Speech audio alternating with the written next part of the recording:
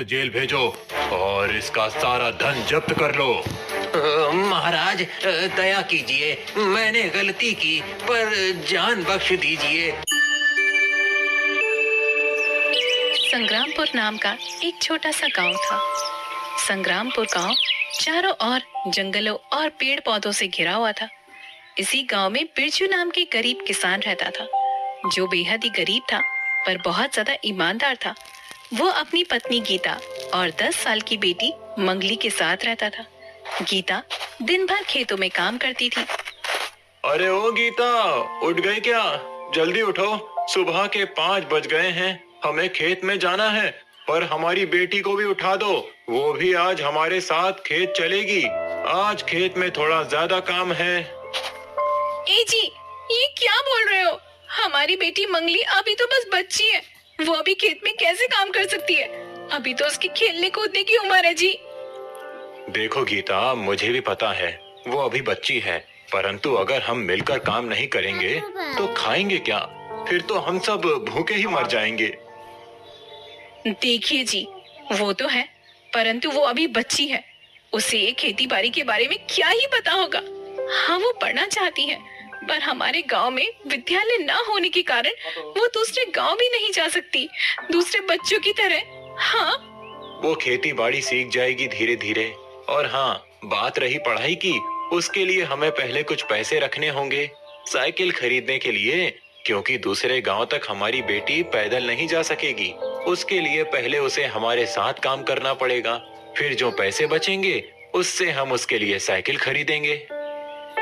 ये सारी बातें मंगली दूर से सुन रही होती है और फिर कुछ देर बाद वो अपने माता पिता के पास आकर उनसे बोलती है। पिताजी, आपको मेरी चिंता करने की कोई जरूरत नहीं है। मुझे नहीं पढ़ना, मैं आप लोगों के साथ खेत में जाकर काम करूंगी ताकि हम एक वक्त की रोटी खा सके। नहीं बेटा, हम तुम्हारे लिए जरूर साइकिल खरीदेंगे ताकि तुम दूसरे गांव के स्कूल में जाकर पढ़ सको और हमारा नाम रोशन कर सको। उसके लिए भले ही हमें रात दिन मेहनत क्यों ना करनी पड़े। पर हमारे पास तो अभी खेती करने के लिए भी पैसे नहीं है। हमें तो पैसों की जरूरत पड़ेगी बीज लाने के लिए। हम क्या करें? तुम्हें चिंता करने की जरूरत नहीं है गीता। मैं सेठ धनीराम से बीज के लिए कर्ज ले लूंगा और हमारे खेत में बीज बोऊंगा। इतना कहकर वो सेठ धनीराम के पास उधारी मांगने चला गया, पर उसे पता नहीं था कि सेठ धनीराम बहुत ही ज्यादा चालाक और लालची आदमी है, जो गरीब किसानों से ऊंचा ब्याज वसूल करता है और वो जब चुका नहीं पाते तो उनकी जमीन हथिया लेते हैं। सेठ जी, मुझे कुछ पैसे की जरूरत है। क्या आप मुझे ब्याज में कुछ पैसे उधार देंगे? धान काटते ही मैं आपके सारे पैसे लौटा दूंगा। हाँ जरूर बिरजू, तुम तो बहुत ही अच्छे इंसान हो, मैं तुम्हें जरूर पैसे उधार दे दूंगा। आपका बहुत बहुत शुक्रिया सेठ जी, हम जैसे गरीबों को जरूरत के वक्त पर पैसे उधार देने के लिए। आप जैसे लोगों की वजह से ही ये संसार चल रहा है। शुक्रिया की कोई जरूरत नहीं है, पर मेरी एक शर्त है। शर्त? कैसी शर्त है सेठ जी? मेरे जैसे गरीब के पास तो कुछ नहीं है आपको देने के लिए। तुम्हें डरने की जरूरत नहीं है, बस तुम्हें घर के कागज मुझे देने होंगे और 2 गुना ब्याज देना होगा। 2 गुना? क्यों मालिक? आपने तो कहा था कि ब्याज कम से कम लगेगा।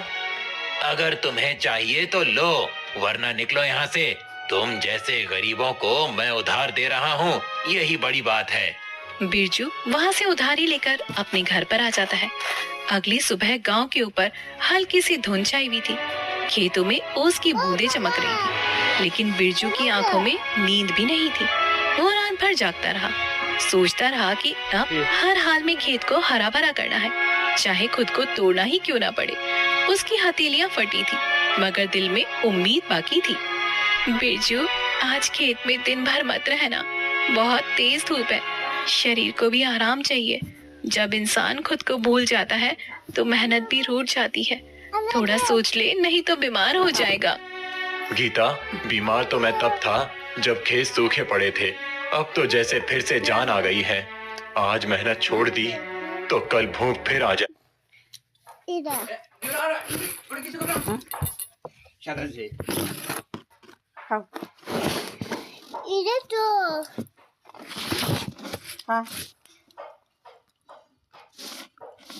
सिपाहियों, इसे तुरंत जेल भेजो और